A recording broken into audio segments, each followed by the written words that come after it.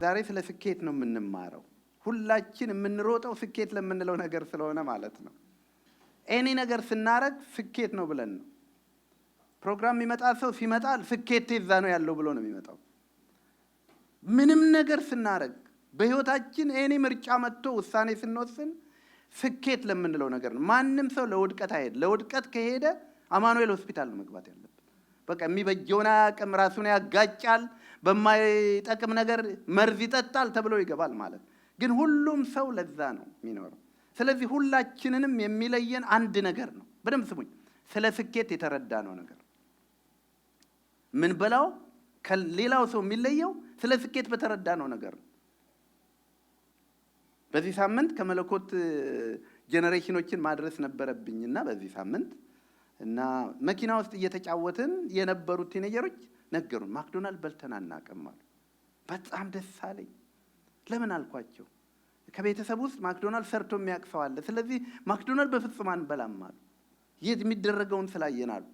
ልጆች እኮ ናቸው፣ ግን የኛን ልጆች መስበክ ጀመሩ።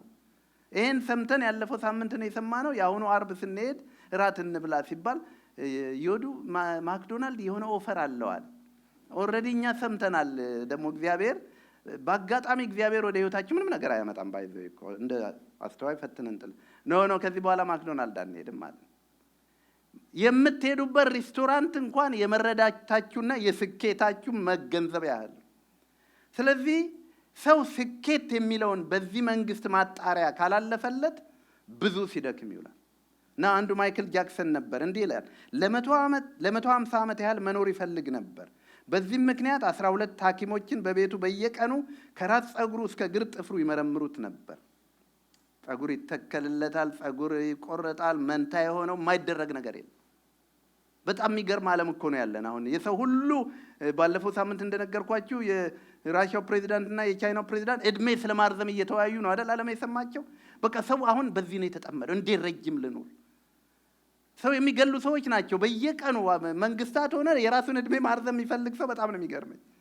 በዛ መረዳት ለህይወት እንክብካቤ ቢኖራቸው የዓለም ሰው ሁሉ የተሻለ ረጅም እድሜ መኖር ይችል ነበር ማለት ነው። ግን የሰው ነገር እንደዚህ ነው እና በየቀኑ ይመረምር። የሚመገበው ምግብ ከመመገቡ በፊት በላቦራቶሪ ገብቶ ይመረመር ነበር።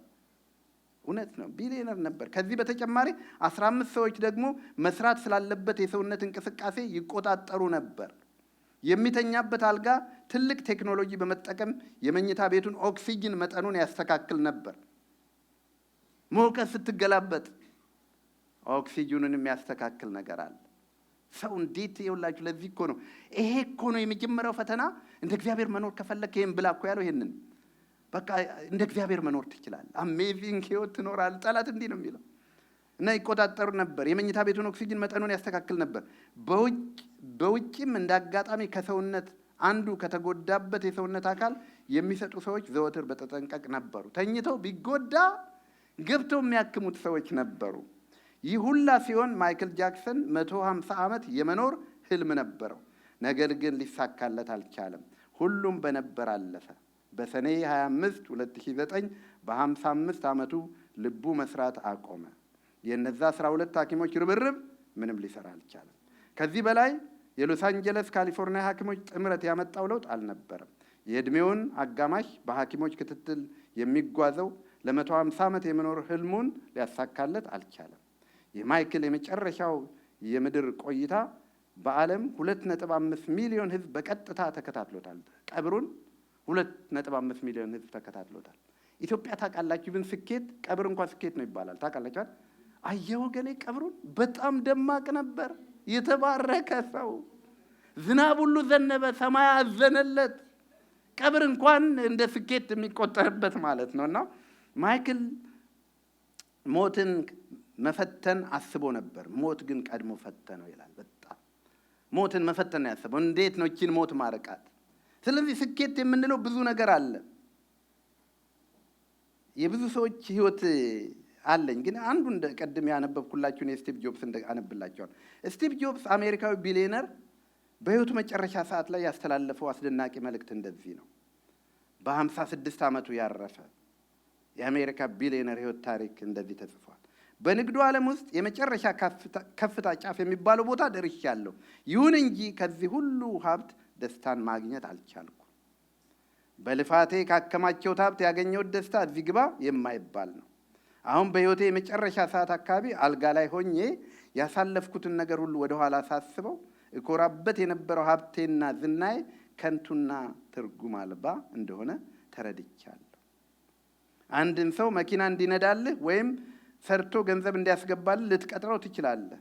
እየተሰቃየህበት ያለውን ህመም ግን እንዲሸከምልህ ልትቀጥረው አትችልም።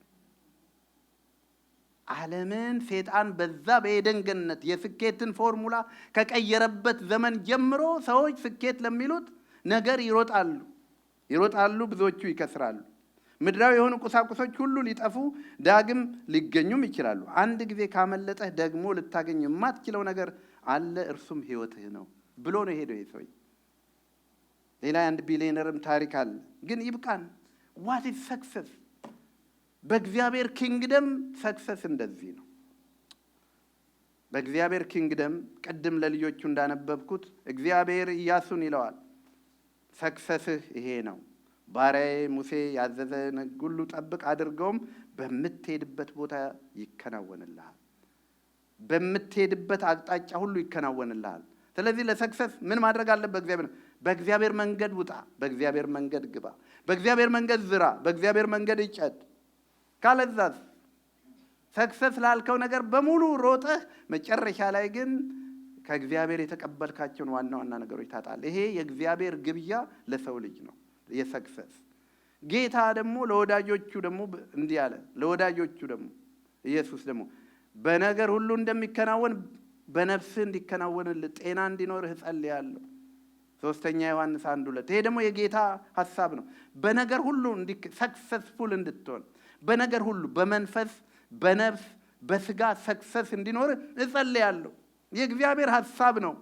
ሰክሰስፉል ህይወት እንድንኖር የእግዚአብሔር ሐሳብ ነው። አሜን።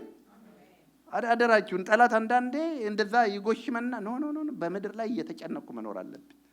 ገዳም የሚያስገባው እኮ ለዚህ ነው እንዴ። አንዳንድ ሰዎች እኔንም እንዲህ ብሎኛል። ባለፈው ኢትዮጵያ ሄድኩ ጊዜ ጮማ እየበላ መንግስተ ሰማያት ትገባለህ ብለህ ትፎክራለህ አሉ። ማለታቸው መጎዳት አለብህ ጠላት እንደዛ ስለሚል ማለት። እግዚአብሔር ግን በነገር ሁሉ እንዲከናወንልህ ይፈልጋል። በነፍስህ በመንፈስህ በስጋ እንዲከናወን ይፈልጋል። ለምን? እናንተ ክፉዎች ሆናችሁ ልጆቻችሁን ማስጨነቅ ካልፈለጋችሁ፣ እናንተ ደግነን ብለን የምናደርገውን ነገር ሁሉ እግዚአብሔር እናንተ ክፉዎች ስትሆኑ ነው ለልጆቻችሁ ይህን ሁሉ መልካም ነገር ማድረግ ያወቃችሁ እግዚአብሔር። ስለዚህ የባሪያውን ሰላም ይወዳል።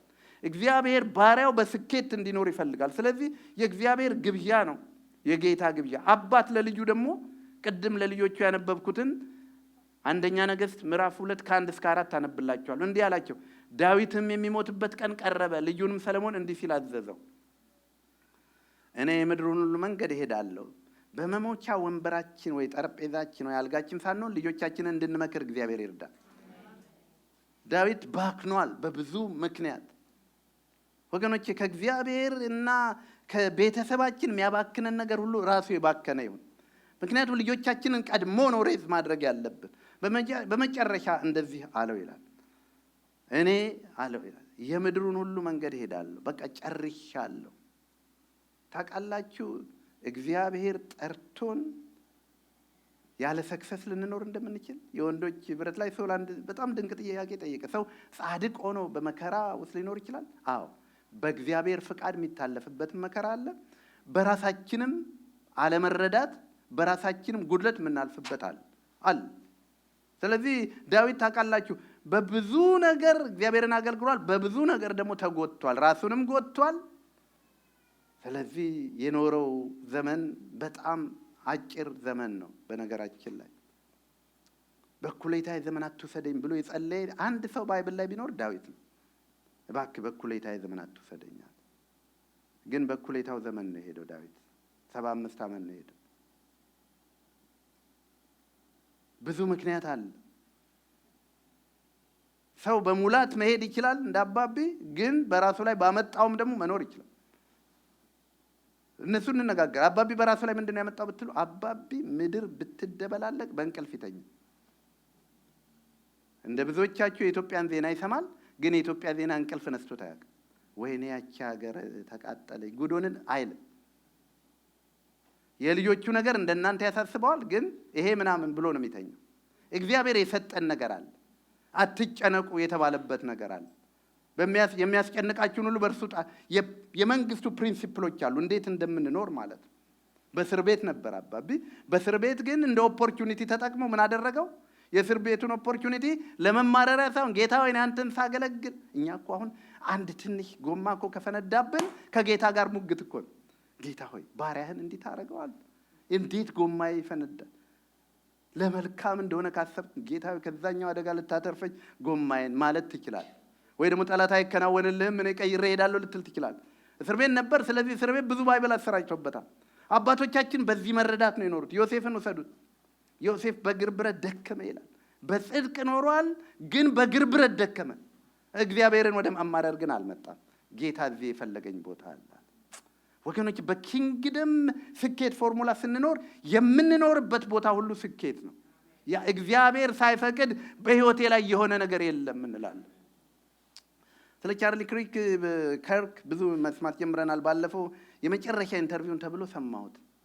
የልጁ መረዳት የሚገርም ነው። ነገር ሁሉ የምትወደው ጥቅስ ሲባል ይሄንን ነው ያለው። ከሁሉ የምትወደው ጥቅስ ሲባል እግዚአብሔርን ለሚወዱ እንደ ሐሳቡም ለተጠሩ ነገር ሁሉ ለበጎ እንዲደረግ እናምናለን አለ። ዋው! አይ በኪንግደም ፕሪንሲፕል ስንኖር ጠላት ለክፋት ያመጣው እንኳን አያገኘንም ማለት ነው። ስለዚህ ወደ ዳዊት ስንመለስ እንዲህ ያለው ይላል፣ በርታ ሰውም ሁን። በብሉይ ኪዳን ሰው መሆን ትልቅ ስኬት ነው። ሰው ሁን። ጎናችሁ ያለውን ሰው ሁን በሉልኝ ባካ። በደንብ ሰው ሁን በሉት። ይኸውላችሁ በብሉይ ኪዳን ትልቁ ስኬት ሰው መሆን፣ በአዲስ ኪዳን ግን ሰው ብቻ አትሁን በሉልኝ። ይኸው የአዲስ ኪዳን መረዳት ደግሞ ሰው ብቻ አትሁን፣ መንፈሳዊ ሰው ሁን፣ የእግዚአብሔርን የሚያስብ ሰው ሁን ማለት ነው። ለምድራዊ ነገር ጳውሎስ እንደዚህ ነው የመከረን። ይህንማ ብታደርጉ ሰው ብቻ መሆናችሁ አይደለም ምናል። ስለዚህ ሰው ብቻ አትሁኗል። ሰው ብቻ ያልሆኑ ሰዎች ናቸው በክርስትና ዓለምን የቀየሩት። ግን በተረዳበት መረዳት ግን ዳዊት ብዙ ጥፋት ስላጠፋ ብዙ ድካም ስለደከመ ሰው ያልሆነበት ነገር ስላለ እባክህ ሰው ሁን አለው።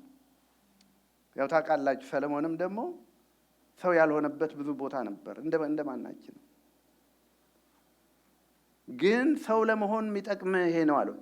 ሰው ሁን፣ የምታደርገውን የምትሄድበትን ሁሉ ታከናውን ዘንድ በህይወት ኤሪያዎች ሁሉ ስኬታማ ትሆን ዘንድ በሙሴ ሕግ እንደተጻፈ ሥርዓቱና ትእዛዙን ፍርዱንና ምስክሩን ትጠብቅ ዘንድ። ለስኬት እግዚአብሔር መጀመሪያ ኢያሱን ሲመክረው ጌታ በዮሐንስ በኩል ወዳጆቹን ሲመክር፣ አሁን አባት ልጁን ሲመክር ሁሉም አንድ አይነት ነው። ትከናወኑ ዘንድ ሰክሰስፉል ትሆኑ ዘንድ በእግዚአብሔር መንገድ ኑር፣ በእግዚአብሔር ቃል ኑር፣ ከቃሉ ወደ ግራም ወደ ቀኝም አትበል፣ በመንገዱም ትሄድ ዘንድ የአምላክን እግዚአብሔርን ትእዛዝ ትጠብቅ ዘንድ። ይኸውም ደግሞ እግዚአብሔር ስለ እኔ ልጆች መንገዳቸውን ቢጠብቁ በፊቴም በፍጹም ልባቸው በፍጹም ነፍሳቸው በእውነት ቢሄዱ ከእስራኤል ዙፋን ሰው አይቆረጥብም ብሎ የተናገረውን ቃል ያጸና ዘንድ ነው። ስለዚህ ስኬት የምንላቸው በጣም ብዙ ነገሮች አሉ።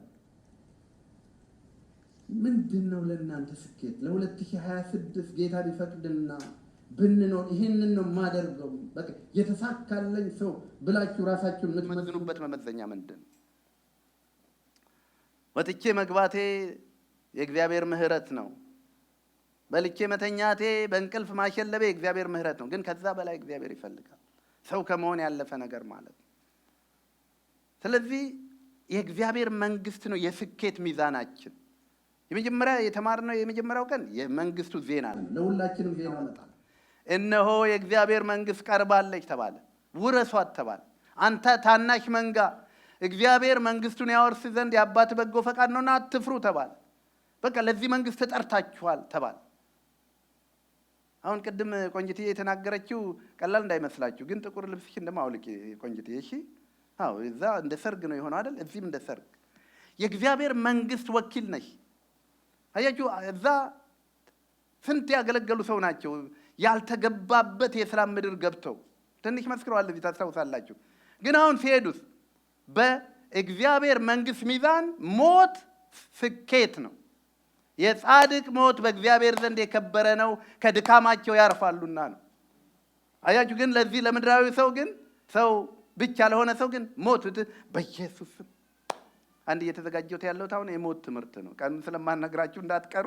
አንድ ቦታ አንዴ ስለዚህ አስተማርኩና በእግዚአብሔር ጸጋ እንዲህ ስል ማደርገው ሁሉ ከሱ የተነሳ እና ከዛ አንድ ማቀው አገልጋይ እኮ ነው መጣና ይጸለይልን ዛሬ የመጣው መልእክት ኃይለኛ ነው አለ።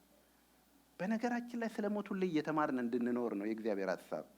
ሞት ከፊታችን የሚመጣ ነገር አይደለም፣ ለኛ የተሻገርነው ነገር። ሞት ተወግቶኛ አልፈነዋል። አሁን የምንኖረው በዘላለም ህይወት ውስጥ ነው። ይሄ መጓጓዣው ብቻ ነው። ስለዚህ ዲፊኒሽኑ በጣም የተለያየ ነው። በእግዚአብሔር ኪንግደም ህይወትን የምንመዝንበት ነገር የእግዚአብሔር ካልሆነ ባክነን መጨረሻ ላይ ስንሄድ ጭረት የሆነ ታሪክ ብቻ ይኖረናል። አንድ መቃብር ቦታ በሙሉ ሲጎበኙ ከረሙና ከዛ በኋላ ማለት አንዳንዴ እዚህ ሀገር ታውቃላችሁ ያው ይጎበኛሉ። እኛ ሀገር ስለሞት እኮ አሁን የምትፈሩት ክርስቲያን መሆናችሁ እኮ ለመሰላችሁ እዛ እኮ በመቃብር እንዳታልፍ እኮ ስለምትባል ታውቃላችሁ አይደል? የሞት መንፈስ እንዳይዝ ከመቃብር እኮ በጣም ሩቅ ቦታ እኮ ነው መሄድ ያለብን እኛ። እዚህ ደግሞ መቃብር ቦታዎች አበባ ምናምን ያሉበት መናፈሻ ነው። ሰው ስለዚህ የሄደ ሰለብሬት የሚያደርጉት። እኛ ግን በጣም በዛ አካባቢ ራሱ ማለፍ በጣም የሚያስፈራ ነገር ነው። ሞት ግን ለቅዱሳን ወገኖች እነግራቸዋለሁ በቃ መተላለፊያችን ብቻ ነው፣ የተሸነፈ ነገር ብቻ ነው። ስለዚህ ስለ ሞት የምናስበው ራሱ በእግዚአብሔር አጀንዳ ከተቃኘ ከዛ በፊት መጨረስ ያለብንን ጨርሰን የምንሄድበት አውቶቡሳችን የምንሄድበት አይሮፕላናችን። አሜን። ትናንትና ወንዶች ፕሮግራም ላይ አባቢን አንድ ነገር ጠየቅኩት። ባለፉት 10 ዓመታት ሞትን ፈርተህ ታውቃለህ? አንድ ቀን አልኩት። እዚህ ያሉ ወንዶች አንድ ቀን ፈርቼ አላውቅም ማለት። አንድ ቀን የምትፈሩ አላችሁ? አንድ ቀን አለ እና አንድ ነገር ነገረን። እንደውም ባጭሩ አንድ ነገር ነገረን። ሐዋርያው ጳውሎስ እንዳለው እኔ አለ መኖሬ ለእግዚአብሔር ክብርና መንግስት፣ ሞት ግን ጥቅም ነው ለኔ አለ። የኪንግደም ሐሳብ ይሄ ነበር። አሁን ግን ከምድር ጋር በጣም ተሰፋፍተን ምናምን ስለምንኖር ሞት በጣም አስጨናቂ መድረክ ርዕስ ሆኗል። በጌታ በኢየሱስ መንግስቱ ከዚህ ነፃ ያውጣል። አየ ለመሰላችሁ ሞት ሲባል አሁን በቅዱሳንም እንኳን እኛ እኮ አሁን ጌታ ምህረት ያርግልን እንጂ እኮ እንትን ሆነናል። ሐዘን አክራሪ፣ ሞት አክራሪ ምናምን ከፍተኛ የጥቁር ልብስ ፋሽን የሚታየው በጴንጤ ሰርግ ሆኗል። እና ያው ደግሞ ብዙውን ነገርኛ ከመጽሐፍ ቅዱስ መጥቀስ እንወድ እንዴ ለሙሴ ስንት ወር ነው የጸለየውለት? 40 ቀን እኮ ምናምን ይባላል አይደለም። አባቶቻችን ግን በጧፍ እንኳን እየበሩ እየዘመሩ ነው የሄዱት። በእግዚአብሔር ኪንግደም ማልቀስ ሰው ያለበት መቼ ነው? ይሄ የመንግስቱ ሚስጥር ሳይገባው በሚኖርበት ቀን ማለት ነው። ስለዚህ ለምንድን ነው ግን ዋናው ነገሩ ያለው የስኬት ፎርሙላችን ልላችሁ። እሺ ስኬት ውስጥ ያሉ ጥቂት ነገሮችን እንዘረዝራለን። ለምሳሌ ህይወት ምንድን ነው? በዓለም ህይወት ማንንም ሰው ብትጠይቁት ህይወት እንዴት ነው ብትሉት በጣም መልካም ነው ይላችኋል። ወይም ደግሞ አረ በፍጹም ጥሩ አይደለም ይላችኋል። በክርስትናስ ህይወት እንዴት ነው ሲባል ህይወት ክርስቶስ ከሆነ ህይወት በእስር ቤት ብትሆን መልካም ነው። ህይወት በዚህ ኑሮ ቢሆን መልካም ነው። ህይወትህ ኢየሱስ ነው ማለት ነው። ከህይወት ዋናው መረዳት ግን ከወደቅን ህይወት የምንበላውና የምንጠጣው የምናገኘው የአየሩ ንብረቱ ነው ማለት ነው። ግን ህይወታችን በክርስቶስ ከታሰረ ግን ህይወታችሁ በክርስቶስ ፎርሙላ ውስጥ ካለ ግን ህይወት መልካም ነው። ህይወት ዴፊኒሽኑ ኢየሱስ ነው። ኢየሱስ የብዙ ነገሮች ትርፍ ሰጪ ጌታ አይደለም፣ ህይወታችን ነው። እሱ ከሌለ ህይወት የለም። ለዚህ ነው የድሮ አባቶች ስለገባቸው አይክዱም። ያንን ኢየሱስን ካድ ሲሉት እንዴ እሱን ካወጣችሁብኝ እኮ ሞታለሁ ይላል። አሁን ግን ብዙ ፎርሙላ አለ። ግድ የለም ባፈካደው ነገር እኮ መልሰህ ታምነዋለህ ይላል። ስለዚህ ኢየሱስ ምን ሆኗል ማለት ነው? ኢየሱስ ጎን ያለ ነገር። ህይወትስ ምን ሆኗል? ህይወት ድሎት ሆኗል። ህይወት እንዴት ነው ሲል ደህና ነው ካልክ እንዴ አሜሪካማ እየኖርክ ምን ልትሆን ነው ይላል። አንድ ለማኝ ሊለምኑ አንድ ቸርች እዛ አጥር ስር ተቀምጠዋልና ከውስጥ ክርስቲያኖች ይዘምራሉ። ተስማምቶኛል በነይት ተስማምቶኛል እያሉ ይዘምራሉ ክርስቲያን። ደስ ብሎናል በቤት ከዛ ምን አሉኝ እንዴ ዓርብ ሮብ እየበላችሁ እንዴት አይስማማችሁ? ማለት ስምምነት የሚደረገው ከኑሮ ከምናምን ነው። አንዳንዴ ታይህና እንዲህ ወዛችን ወይም ላባችን እሱም የጌታ ምህረት ነው ህይወት ተስማምተዋል ትላል። ኖ ህይወት እሱ አይደለም። ህይወት በክርስቶስ ያለ የተጠራህበት ዋና ርስትህ ነው፣ አገልግሎትህ ነው፣ ሰላምህ ነው፣ የክርስቶስ ፐርፐዝ ነው ባንተ። ካለዛማ እቺ የምድሯ ህይወትማ ጥቂት ታይታ እኮ ነው የምትጠፋው። ለምድር ህይወት የሆነችው ብዙ እንኳን ቢሆን ጥቂት ነው። ለምሳሌ ያዕቆብ መልእክት 4 ላይ ህይወታችሁ ምንድን ነው ይላል። ጥቂት ጊዜ ታይቶ ኋላ እንደሚጠፋ እንፋሎት እኮ ናችሁ። በዚህ ፈንታ ጌታ ቢፈቅድ እንዲህ በሉ፣ በህይወታችሁ አትመኩ በዚህ በጥቂቱ ይላል። ስለዚህ በጌታ ፕሪንሲፕል ስንሆን ስኬታችን ጠቅላላ ታስሮ ኢየሱስ ውስጥ ይገባል ማለት ነው። ስኬት ማለት የኢየሱስን ፐርፐዝ ማድረግ ይሆናል። ደስታ ማለት ከክርስቶስ ጋር መኖር ይሆናል። ሰላም ማለት በእግዚአብሔር ሰላም መኖር። ከእግዚአብሔር ጋር ሰው ሰላም አጥቶ በቤቱ ሰላም ሊያገኝ ይችላል። ከዛ ይልቅ ከእግዚአብሔር ጋር ሰላም ይሻላል። አባቶቻችን እንደዛ ነው አይሆኑም። ለዚህ ነው ስለዚህ ይኸውላችሁ ስኬት የሚለውን ነገር ጌታ መጣና ሰው ዓለምን ሁሉ አትርፎ አለ ህይወቱን ቢያጎድል ምን ይጠቅማል ማለት ስኬትን በቃ ከንቱ አደረገው ማለት ነው። እነሱ ስኬታማ ሰዎች ነን አሉ። እንዴ ይሄ የኔ ነው፣ ያ የኔ ነው፣ ይሄ የኔ ነው፣ ረጅም ዓመት አለኝ፣ ትልቅ ቤተሰብ አለኝ ማለት። ጌታ ግን ምን አለ? እሺ ሰው ዓለምን ሁሉ አንድ ቀበሌ አይደለም፣ አንድ ጥቂት ሀብት አይደለም፣ ጥቂት የምድር ስልጣን አይደለም፣ ዓለምን ሁሉ ሰው ቢያተርፍ ነፍሱን ግን ቢያጎድል ምን ይጠቅማል? ስኬት የሚጀምረው ከዚህ ነው አለ።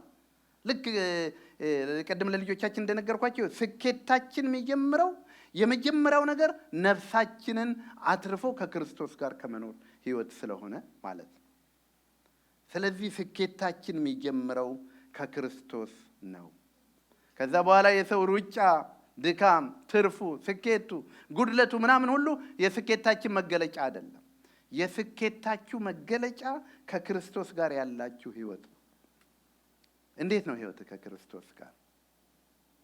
ኑሮ ሲኖር ደስ የሚለው ኢየሱሴ ካንተ ጋር ነው የምንለው ወይስ በቃ ያ አባቱን ቤት ጥሎ እንደጠፋ ንብረት ይዟል ግን አባቱን ቤት ጥሏል፣ ለተወሰነ ጊዜ ፌሽታ ነው።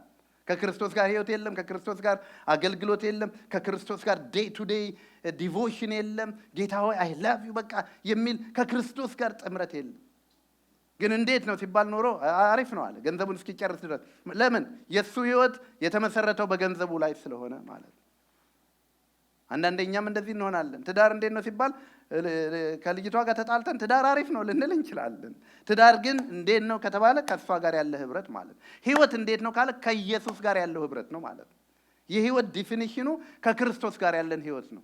ይሄን ደግሞ አንዳንድ ጊዜ ማንም ሰው እንኳን ሊያውቅ አይችልም። ከክርስቶስ ጋር ያለህን ግለት እንኳን ቤተ ክርስቲያን ሊያውቅ የሚችለው ምናልባት ባልሽና ሚስት ብቻ ናቸው። ያነዋ ህይወት ግን እንዴት ነው ሲባል ከክርስቶስ ጋር ነው። ይሄ የሞተ የተገደለ ልጅ ሚስቱ ስትናገር ሰምታችሁ እንደሆን ዘወትር ለክርስቶስ የተቃጠለ ነው አለች። ዘወትር ፊቷ ነው የተገደለው፣ ግን አንድ ነገር ብርታት ገብቶባታል። የእግዚአብሔር ጸጋ በሐዘን ጊዜም እንኳን ብርታት ይሰጣል። ለመሰላችሁ ህይወት ከክርስቶስ ጋር መታሰር አለበት። ህይወት ከክርስቶስ ጋር መልካም ከሆነ በከፍታ ቢሆን፣ በተራራ ቢሆን፣ በሸለቆ ቢሆን፣ በምንም ቢሆን ኢየሱስ ካንተ ጋር አለ እና ከክርስቶስ ጋር ህይወት ብንወጣ ብንገባ። ይሄን ላንቺ ልናገር ብዬ ነው። እኔ አንዴ ፕሮሲጀር ነበረኝ እና ወደ ሰርጀሪ ሩም ለመግባት የአፔንዲክስ ሰርጀሪ ነው። ጌታ ምህረት ስላደረገልኝ ከባድ አልነበረም እና የተወሰነ ድረስ ነበሩ ወዳጆቼ።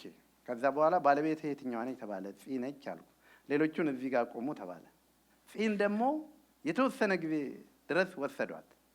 አንቺ ደግሞ ከዚህ በኋላ ትመለሻለሽ አሏት። አሁን ቀለበትህና ሀብልህን ለጺ ስጣት ተባለ። ጺም የማታልፍበት ገደብ መጣ። ወሰዱኝ፣ ተኛሁኝ። አንድም የማላቀው ሰው ነጫጭ የለበሱ ከበቡኝ። ይኸውልሽ ህይወት ክርስቶስ ከሆነ ግን ሚስት እንኳን ስትለይ እሱ አብሮ ይሆናል። ባል ሲለይ እሱ አብሮ ይሆናል። ህይወት እንዴት ነው ማለት ይሄ ነው። ወዴትም ስትሄድ አውሮፕላን ውስጥ መናወጥ ሲመጣ ወይኔ ባሌ አትል፣ ኢየሱስ ክርስቶስ እዛ አለ። ህይወት ማለት በቃ ክርስቶስ ነው። ለእኔ ህይወት ክርስቶስ ነው፣ ሞትም ጥቅም ነው ያለው ኢየሱስ ካለ ህይወት ሙሉ ነው ማለት ነው። እና ለእናንተ ህይወታችሁ ምንድን ነው? ግን በዓለም ስኬት ግን ኢየሱስ የሌለበት ብዙ ስኬት ያለ ህይወት አለ። ጠላት የሚያደርገን ይህን ዋናውን ይወስድና ስኬታማ ሰው እንደሆንክ ትኖራለህ። ስኬታማ ሰው እንደሆነ ማለት ነው። ባትሪውን ይወስድና ቻርጀሩን ይወስድና ከህይወትህ ለጊዜው ስልክህ ትሰራለች እኮ ቻርጀር እስኪያስፈልጋት ድረስ። በዓለም ከሚገኝ ጊዜያዊ ደስታ የተባለው ለዚህ ነው። ቻርጀሩ ከሌለ ግን፣ ከኢየሱስ ጋር መነካካቱ ከሌለ ግን ከዛ ስኬት የለም። ይሄንን ሰዎች ስለሚሰረቅባቸው ኮምፕሮማይዝ ማድረግ ይጀምራሉ በኢየሱስ፣ በህይወታቸው፣ በስኬታቸው። ስኬት ለሚሉት ነገር ዋናውን ስኬት ጥለው ይሄዳሉ። አንዴ ጠብቀኝ አባቴን ቀብሬ ልምጣ አለ። አንዴ ጠብቀኝ። ዋናውን ነገር ጥሎ ትርፍ ነገር ለማግኘት ለምን ይመስላችኋል? ጠላት መረዳታችንን ይቀይረዋል። ስኬት ማለት ይሄ ነው። ዋናው ስኬት ይሄ ነው። ለምሳሌ ስለ ጾም ጸሎት እናንሳ። ጾም ጸሎት በእግዚአብሔር መንግስት ስኬት ነው፣ በዓለም ግን ጉዳት ነው። እንዴ 7 ቀን ሙሉ ሳትበላ ለዚህ እድሜ ትክክል አይደለም ለዚህ ምናምን ይልሃል። የመጀመሪያው 1-2 ቀን ሊያለብህም ይችላል። ግን ትክክለኛው ስኬት ያለው ግን በዛ ውስጥ ነው። አሁን ሐኪሞቹም ማለት ጀምረዋል አይደል? ፋስቲንግ በጣም ጤነኛ ያደርጋል ምናምን ማለት ጀምረዋል። እነሱ ያውም ዝም ብሎ ፋስቲንጉን የረሃብ አድማውን ነው። በመንፈስ የሆነውማ እንዴት ይረዳል መሰላችሁ? ስለዚህ ስለ እያንዳንዱ ነገር ስኬት የምንለው ነገር ልጆቻችንን በተመለከተ የልጅ ስኬት የምንለው ነገር አይ ልጁ እንቅልፉ ስለሚዛባ ቸርች አልሄድም የሚሉ ሰዎች አሉ። ለልጃቸው ስኬት እኮ ነው። የስኬትን አንደርስታንዲንግ ነው እንጂ የምንለያየው እኮ ለልጃቸው እኮ ስኬት ነው። ልጁ የተሟላ እንቅልፍ ካገኘ የተሟላ ህይወትና ስኬታማ ሰው ይሆናል እኮ። ግን ይሄ የጠላት ዲሰፕሽን ነው። ስለዚህ ስለ ስኬት ያለንን ማበጠሪያዎች ካላወጣን በጣም ነው የምንቸገረው። ስኬት የኢየሱስ ህይወት ነው። ስኬት ከኢየሱስ ጋር ነው። ካለዛ ግን ሁሉን ነገር አትርፈን፣ ቅድም የጠቀስኩላችሁ ባለጠጎች ዓለምን ሁሉ አተረፉ፣ ኢየሱስ ከህይወታቸው የለም። የመጨረሻ ዘመናቸው በሙሉ የጸጸት ሆነ። ሌሎቹስ? አሁን በቀደሙ ወጣት እንኳን ስለ ሞት ሲያወራ ለምንድን ነው እሱ በ31 ዓመቱ እንዲህ ስኬት የሚሰማው? ህይወትን ይዘዋል፣ ኢየሱስን ይዘዋል። ወገኖች የያዛችሁት ይሄ ትልቅ እጹብ ድንቅ ስጦታ እንደ ቀላል አትዩት። ኢየሱስን ከብርና ከወርቅ ከእንቁና ከረጅም ዕድሜ ከስልጣን የሚሻለውን ኢየሱስን እግዚአብሔር አንድ ያለውን ብቸኛ ስኬት ነው የሰጣችሁ። ሁሉ በሱ፣ ጥበብ በሱ። አሁን እዛ ውስጥ ቅድም ያየነው ውስጥ የስኬት የሚሉት ነገር አለ አይደል? እዛ ውስጥ በክርስቶስ ስልጣን አለ። በእባብና በጊንጡ ላይ በጨለማው ላይ ሁሉ ስልጣን አላቸው። አሁን ስልጣን የሚያስደንቀን ግን የቀበሌ ሊቀመንበር ምናምን ነው። በክርስቶስ ግን ያልተገኘ ስልጣን የለም። የጸሎት ኃይል ለምሳሌ እችን ብናገር ጥሩ ነው።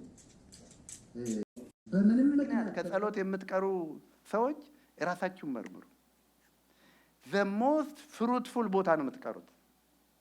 የመጨረሻው የስኬት በተለይ ለወንድ ልጅ ቅድም አባቢም ይሄንን ነው የሚለው፣ የመጨረሻው የወንድ ልጅ መገኘት ያለበት በክህነቱ ቦታ ነው። ክህነቱ ደግሞ በቸርችም በዋናነት ደግሞ በቤቱም ነው። በዚህ ሳምንት ባለፈው ሳምንት አንድ ነገር እያነበብኩ ነፍሴን ያስደስታትን ነገር ልንገራችሁ። ዴቪድ ሊቪንግስተንን ስንቶቻችሁ ታውቁታላችሁ? ዴቪድ ሊቪንግስተን ማለት የታወቀ ሚሽነሪ ከእንግሊዝ ዓለምን በወንጌል ያጥለቀለቀ ሰው ነው። እሱን ያልሰማ ሰው የለም። ስለ ኢቫንጀሊዝም ከተሰምቶ እሱን ማያቅ ሰው የለም ፕራክቲካሊ። እና ታሪኩ እንደዚህ ነው የተጀመረው። አንድ ሰባኪ እነሱ ቸርች ይመጣል። ሲመጣ ግን የጸሎት ፕሮግራም ላይ ነው የመጣው ያ ሰባኪ አገልግል ተብሎ እና ጸሎት የተዘጋጀው በፋየር ሆኖ ነው ያ ሰውዬ በፋየር እና ጌታ መልእክት ሰጥቶት ነበር። ማን ይሄድልናል የሚል ነበር መልእክቱ እና ሰበከ እና ጌታ ሆይ እንዴት አሁን ለነዚህ ትላልቅ ሰዎች ማን ይሄድልናል የሚለውን ሰብካለሁ አለ። የሚያየውን ብቻ ስላየ ማለት የሚሄዱ አልመሰለውም። ከኛ ውስጥ አባቢ እንደሚሄድ አላወቀም። እና ከዛ ግን ጌታ አንተ ያልከኝ እላለሁ ብሎ ስለዚህ ጌታ ጥያቄ ያለው ማን ይሄድልናል ሲል ዴቪድ ሊቪንግስተን እዛ ኪቦርድ የሚጫወቱትን ሰዎች የሚያግዝ ፕሪቲኔጀር ነበር። እኔ ሄዳለሁ አለ። ሰባኪው በጣም ደነገጠ። ብሪንግ ማለት ተጸለየለት። ዴቪድ ሊቪንግስተን ምን እንዳደረገ ዛሬ ግቡና ጉግል አድርጉት። በወንጌል አገልግሎቱ ምን እንዳደረገ። ከየት ነው ግን የተነሳ መሰላችሁ? በጸሎት ያመጣው እንግዲህ ወይ አባት አለ ማለት ነው ወይ እናት አለች ማለት ነው። ይኸው በጸሎት የሚገኘውን ግን እሱ ከጻፈው መጽሐፍ ላይ ያነበብኩትን ነው የምነግራቸው። እንዲህ አለ፣ ስሙ። አንድ ቦታ ሪሞት ቦታ ለወንጌል አገልግሎት እንሄድ ነበር አለ እና ወደ አንድ ወንጌል ቀርቶ ስልጣኔ ገብቶ ወደማያውቅበት ቦታ እንሄድ ነበር አለ እና የጎሳው መሪዎች መልእክት ላኩብናል። ወደዚህ እንዳትመጡ እንገላቸዋለን። ወደኛ ጸጉረ ልውጥ እንግዳ ሰው ገብቶ አያውቅም። ምንም ነገር አንፈልግም፣ ሃይማኖትም አንፈልግም፣ ስጦታ ምንም ነገር አንፈልግም ብለው አስጠነቀቁናል እና ጸለይናል። በጣም ነው ስለዚህ ሲናገር እንደ ጌታ ሆይ እቺን ህይወቴን ላተርፍ ካንተ ፐርፐዝ መውጣት አለብኝ ኖ አልኳት። እሄዳለሁ አልኳት። አይ ህይወት እንግዲህ ክርስቶስ ከሆነ ህይወት እንዲህ መሆን ትጀምራላችሁ። ሞትና አገልግሎት ምርጫ ሲመጣ ሞትማ እስቲል እኮ ወደ ፈቃዱ መሄድ ነው። አገልግሎትን ወይም በፍርሃት አትተውትም ማለት ነው። ሄዱ። እግዚአብሔር ምህረት አደረገ። ከአመት በኋላ ጋበዙናል እዛ ኤሪያ። እንዴ ያ ጎሳ እንዲህ ያስፈራሩን ሰዎች አይደሉ እንዴ ምናምን። አዎ ግን ነው ብሏል። የጎሳ አለቃው ነው ብሏል። ሄድን። ግብዣ ተዘጋጅቷል። ያመኑ ሰዎች አሉ። ከዛ አገለገልንና ጠየኳቸው አለ በጉባኤ ሰውየው በጉባኤ ባለፈው እንዲህ ልንመጣ ብለን እንዳትመጡ እንገላችኋለን ብላችኋል ነበር እንዴ ሳትመጡ ቀራችሁ አልኳት። መተን ነበር አሉኛ። መተን ነበር ልንገላችሁ መተን ነበር። እናስ ዞር ነው ያላችሁበትን 39 ጃይንት የሆኑ ሰዎች ቆመው ነበር እንዳንገባ አደረጉን። 39 ጃይንት።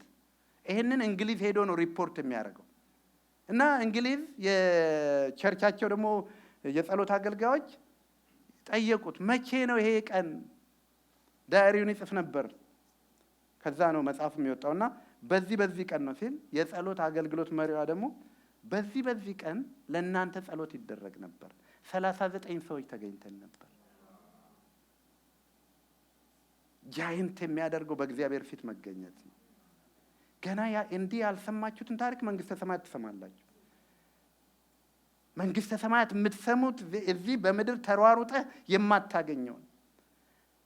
ልጆችን ነው የምትወደው? ለልጆች የመጀመሪያ መሯሯጫ ስፍራ የጸሎት ስፍራ መሆን አለበት። አገርህን ነው የምትወደው? የመጀመሪያው ዩቲዩብ አይደለም መሯሯጫው ስፍራ መሆን ያለበት፣ የእግዚአብሔር ቦታ ክርስቶስ የሚገኝበት ነው መሆን ያለበት። ይሄን ግን የሚያደርጉት እነማን ናቸው ብትሉ ኪንግደም የገባቸው ስኬት የገባቸው ሰዎች ናቸው። እኛ የገባን ይመስለናል፣ ብዙ ነገር ግን ያልገባን ነገር አለ። ከእግዚአብሔር ፐርፐዝ ይልቅ የራሳችንና የሰዎች ፐርፐዝ ይበልጥብናል። ለምን? ዋናው መረዳት ላይ ከተላለፍን ተላልፈን እንቀራለን። ለዚህ ነው ማርቆስ 9 ላይ ያለው ያ ወጣቱ ባለጸጋ እኮ ለዚህ ነው ዘ ያንግ ሩለር ጌታ አየው ወደደው።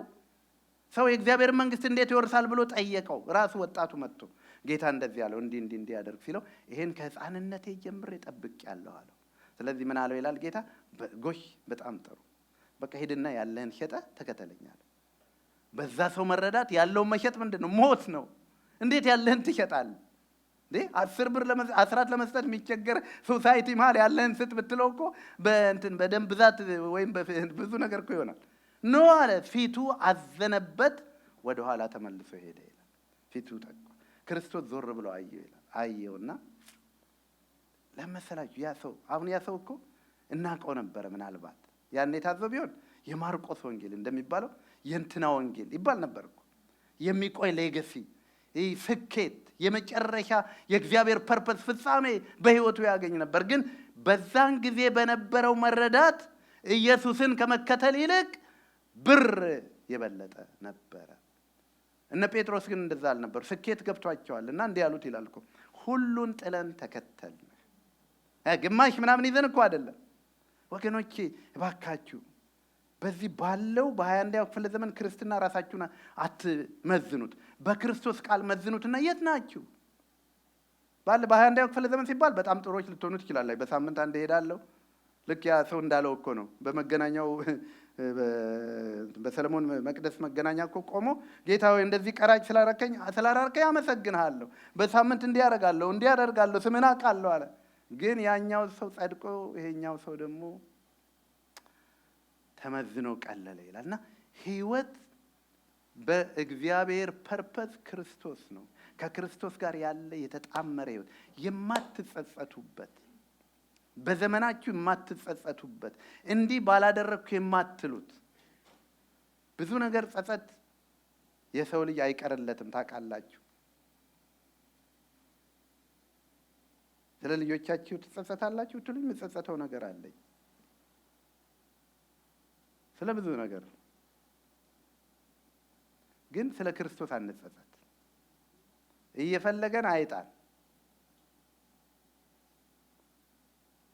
በቃ እነሆ በደጅ ቆሜ አንኳኳለሁ። ባይዘው ይሄ መልእክት የተጻፈው እኮ ለማያምኑ ሰዎች አይደለም። ህብረት ማድረግ ፈልጎ ሰው አጣ። እነሆ በደጅ ቆሜ አንኳኳለሁ፣ ማንም ድምጼን ቢሰማ ቢከፍትልኝም እነሆ ወደ እርሱ ገባለሁ፣ ከእርሱም ጋር እራት እበላለሁ። እንዴት ነው ከክርስቶስ ጋር ያላችሁ ህይወት? በሳምንት ተመላላሽነት በምናም ማለት አይደለም። ከክርስቶስ ጋር is he your friend? አብራችሁ ነው የምትወጡት፣ አብራችሁ ነው የምትገቡት። ምን ትሉታላችሁ? ሲጨንቃችሁም ሲከፋችሁም ስትደሰቱም ታማክሩታላችሁ። ጌታ ሆይ ይሄን እንዴት ታየዋለህ? ይሄን ላድርግ፣ ይሄን አላድርግ? የስኬት ትልቁ ጣሪያው ይሄ ነው። አባቶቻችን እሱን እንኳን ሳያውቁ በዚህ ስኬት ስለኖሩ ነው ከክርስቶስ ጋር ህይወት የሆነላቸው።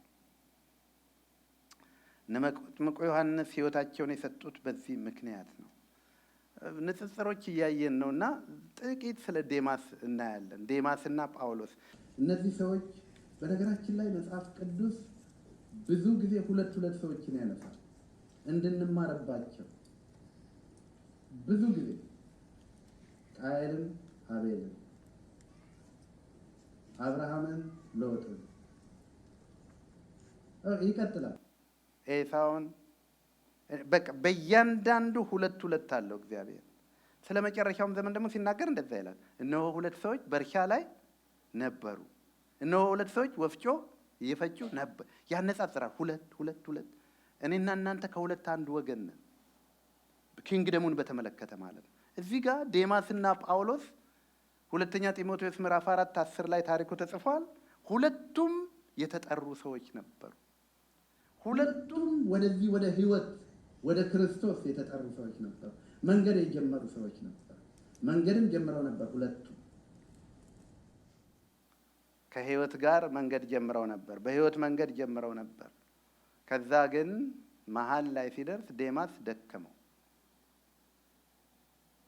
ስለ ዴማስ የተጻፉ ሌሎች 3 ቦታዎች አሉ። ዴማስን ላክልኝ ሁሉ የተባለበት። ዴማስ እግዚአብሔርን ያገለግል የነበረ ነው። ግን መጨረሻው ላይ ዴማስ ይላል ስኬት ወደሚለው ሄዷል እና ብቻዬን ቀርቻለሁ አለ። ይሄንን ዓለም ወዶ ጥሎኝ ሄዷል ተባለ። ህይወት ጅማሬ አይደለም፣ ዋናው ነገር ፍጻሜ ነው።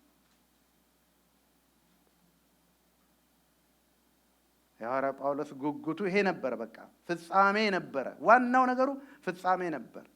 ኖ መልካሙን ገድል ተጋድያለሁ፣ ሃይማኖትን ጠብቄያለሁ፣ ሩጫውን ጨርሼያለሁ፣ ስለዚህ የድል አክሊል ተዘጋጅቶልኛል አለ። መጀመር በክርስቶስ ታላቅ የምስራች ነው። መጨረስ ደግሞ ታላቅ ኃላፊነት። ህይወት ከክርስቶስ ጋር እንደተጀመረው መቀጠል አለበት። ከክርስቶስ ጋር ያለ ህይወት ደግሞ ለሌሎች ሰዎች ይመቻል። ሰው ከክርስቶስ ጋር ያለውን ህይወት ለመመዘን በደንብ የምትችሉበትን ነገር ልንገራችሁ። ከትዳሩ ጋር ያለው ሪሌሽንሺፕ ይሁ፣ ከወንድሞቹ ጋር ያለው ሪሌሽንሺፕ ይሁ። ዝማሬ አይደለማ ህይወት ማለት። እየዘመረ ሌላው በሙሉ ሊበላሽ ይችላል። ብዙ ጊዜ ነገርኳችሁ። አንድ ጓደኛችን አለች፣ የጺም ሚዜ ነች እና ጴንጤ ሆንኩ አለች። እነሱ ቤት ጴንጤ መሆን በጣም የሚከለከል ነገር ነው። ቤት ውስጥ ነውጥ ተነሳ፣ ግን እምቢ አለች፣ ሆነች፣ በቃ ወደደችው። አሁን በጣም የጌታ ባሪያ ነች አሁን። እና ግን እዛ ቸርች ሄድና ትመጣለች። ምኑም ግን የተቀየረ ነገር የለው። አዳዲስ ዝማሬ ከመማሯ በስተቀር የጴንጤ ቋንቋ ከማወቋ በስተቀር ኢየሱስ ምናምን ከማለቷ በስተቀር ምንም የተቀየረ ነገር የለ። ከዛ ቤት ውስጥ ከልጆቹ ጋር ፋይት ታደርጋል ከእህቶቿ። ዘራፍ ነው፣ በጥፍርም በምንም በሁሉም ነው። ከዛ እናትየዋ እንዲህ አሉ። እናትየዋም በጣም የጌታ ሆነዋል። አሁን በጣም ኃይለኛ ኦርቶዶክስ ነበሩ እሳቸውም። እና አንድ ቀን አያት እንዴ ያንቺ ሃይማኖት መቀየር ስትበይ እንደ ዶሮ አይንሽን ለመጨፈን ብቻ ነው እንዴ አሉ። ህይወትህ በኑሮህ ይታወቃል። ጎንህ ካለው ሰው ጋር ህይወትህ ክርስቶስን ይገልጣል። እነ ጴጥሮስን እኮ አሏቸው፣ ይሄ ሰው አነጋገር እንኳን ይቀይራል። መዓዛህ መሽተት ይጀምራል። መዓዛህን እወደዋለሁ ሲባል እኮ የክርስቶስን መዓዛ ብቻ አይደለም፣ እዚህ ያሉ ሰዎች መዓዛ ይሸታል። የእነ ምኞት መዓዛ ይሸታል። ካወቅናት ጀምሮ ትህትናዋ፣ ምኗ፣ አገልግሎቷ በቃ የመዓዛቸው የሚሸት ሰዎች አሉ። ለሁሉም ነው የሚሸተው። ደግሞ ኢየሱስ ከነካህ መስሪያ ቤት ያውቀዋል። መግለጥ የለብህም። በር ላይ ካላለፍኩ አትልም። ምግብ ላይ ተሻምታ ብላ ትለዋል። ኢየሱስ ዋጋ የሚያስከፍል አምላክ ነው። ኢየሱስ ቅድሚያ የሚያሰጥህ ጌታ ነው። ኢየሱስ በህይወታችን መገለጥ ሲጀምር ስኬታማ መሆናችንን ሰማይ ይመሰክራል። ስለዚህ ስኬት የሚጀምረው ከኢየሱስ ክርስቶስ ነው። መጀመር ብቻ ሳይሆን ደግሞ መጨረስ ይጠበቅባቸዋል። ይኸውላችሁ በዚህ ዘመን ጤን እላታለሁ። በጣም ከዚህ በኋላ ያለው ህይወቴ በጣም ሲሪየስ እንዲሆን እፈልጋለሁ እላታለሁ። አሁንም የሚሉኝ አሉ፣ ግን ኖ አይደለሁም። I want to be serious for Christ። ከዚህ እጥፍ መሮጥ እንድንችል ጌታ አድርጎን ነበር። አገልጋይ የሚባለውን ስም ሳንይዝ ቀንና ሌሊት ትራክት በየሆቴሉ በትን ነበር። አሁን አላረጋም። እስኪ ትርፍ ለጌታ ያደረጋችሁ ብላውን ከአባቢ ሌላ ትራክት እንኳን ወጣችሁ የምትሰጧላችሁ። አሁን እኮ ኢየሱስ ምናችሁ ነው ከተባለ የቀብርህ አስፈጻሚ፣ ኢየሱስ ምግብህን ባራኪ፣ ኢየሱስ ስትቸገር ፈጥኖ ደራሽ እሳት አደጋህ ነው። ኢየሱስ በቤትህ ምን ስፍራ አለ? በቤተሰቦችህ ዘንድ ኢየሱስ በአንተ ምን ስፍራ አለ? የድሮዎቹስ በሄዱበት ሁሉ ኢየሱስ ይሰበክ ነበር ይላል። ግን በእኛና በእነሱ መሀል አንድ ልዩነት ነበር። ስደት መጥቶባቸው ነበር። አያይ ስደት አንዳንዴ ለዚህ ነው እንደዛ የሚያደርገው። ስደት ሲመጣ ክርስቶስ የበለጠ ይገናል። ካልሆነስ ክርስቶስ ብዙ አውርተህ ማጠቃለያ ይሆናል። እንጸልይ እንጂ ይህን እንዴ እንጸልይ፣ መጨረሻው ላይ 2 ደቂቃ እንጸልይ፣ መጀመሪያ ላይ ለምግብ እንጸልይ። ኢየሱስ እንደዛ አይደለም። ኢየሱስ ሙሉ ፓርትነርህ ነው። 51% የያዘ ማለት ነው። ስለዚህ በህይወትህ ኢየሱስ አንደኛ ይሆናል። በህይወትህ መነጋገሪያ ርዕስ ይሆናል። በህይወትህ ኢየሱስ የሚገለጥ ይሆናል። ሰዎች ደብቀው የማይሸፍኑት ነገር ይሆናል ማለት ነው። ስኬት ከዛ ነው የሚጀምረው። እግዚአብሔር ይህን ያደርግብን። ተመሳስሎ ከመኖር ለዓለም ከሚመች በቃ ዓለም ከሚል ነገር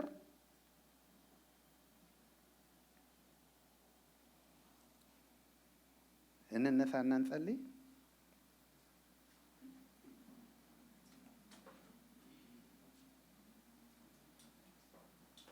ሉቃስ ላይ ደግሞ ያለው ሉቃስ 16 ላይ ያለው ሰው እንደ ልቡ ያልኩት ሰውና አልዓዛር ጎረቤቶች ነበሩ። እግዚአብሔር እንዲህ ያደርጋል። አንተና ጎረቤትህን እንዴት ነው የሚያያችሁ?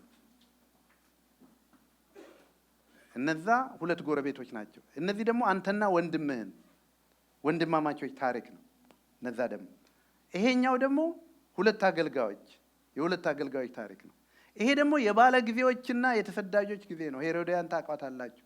በእያንዳንዱ በጎረቤቶቻችን ማለት ኢየሱስ ልዩነት አለው ወይ? አለው ኢየሱስ ልዩነት? ያቺ ጥሩ ሰው ነው። ኢየሱስ ልዩነት አለው። አብሮስ በሚያገለግሉ ሰዎች መካከል ሎጥና አብርሃም ሁለቱም ተጠርተው ወጥተዋል። ግን የስኬት ፎርሙላቸው ቶታሊ ይለያያል። ስኬት ለሎጥ ምንድን ነበር? ግሪኑ ነበር። የሚቀጥለው ታሪክና ግሪን if it is green አሜሪካ ነበር። አሜሪካንን የመረጠ ይመስለኛል ያለ። አብርሃም ግን ለተወሰነ ጊዜ በምድረ በዳ ቆየ። አይኑን ወደ ሰማይ አነሳ። የሚገርማችሁ ያ ስኬት ብሎ የገባበት ቦታ በላው፣ ትውልዱም በላ፣ ቤተሰቡም በላ። ስኬት የምንለው ከእግዚአብሔር ከጎደለ የመረጥነው ነገር ሊያጠፋን ይችላል። ስኬት ስራ አይደለም። ኢየሱስ የሌለበት ስራ አያተርፍህም። ስኬት የቤተሰብህ ብዛት አይደለም። 10 ልጅ የወለደ ምናምን አይደለም። ስኬት ከክርስቶስ ጋር መሆን። አባቶቻችን እኮ እንደዛ ነበሩ። ብዙ መዝሙሮች የተጻፉት እኮ በመድረክ ላይ አልነበሩ፣ በእስር ቤት እኮ ነበር። ለምን? ኢየሱስ አብሯቸው ይገባ ነበራ። ኢየሱስ አብሮ ከሌለበት ቤተ መንግስት ኢየሱስ አብሮ ያለበት እስር ቤት የበለጠ ህይወት አለው። ለምን? ዴፊኒሽኑ ራሱ ህይወት ኢየሱስ ነው። ወገኖች ያሳደገን ኢየሱስ እያደገብን ይሄድ። ከህይወታችን እየወጣ ሳይሆን እያደገብን እየጨመረ በተጽዕኖ እየጨመረ እኛም በመናገር እየጨመርን እሱ አሳድጎ እሱ አጉርሶ እሱ አብልቶ እኛ ወደ ላይ ሄደን ኢየሱስ ግን ኦልሞስት የለም። እንደ ዘመኑ አሜሪካ ኢየሱስ ከባዶ ምድር አወጣቸው። ይህን የሚያክል ሀገር ሰጣቸው። አሁን በትምህርት ቤት ባይ ዘ ዌይ የሚቀጥለው ወር ኦክቶበር 3 ወይም 7 ባይብል ስኩል ዴይ ነው። እየሰማው ነበር። ለልጆቻችንም እንነግራቸዋለን። አሁን ስደት ኢየሱስን የሚያጫጫ ነገር ነው የምትሰሙት በሙሉ።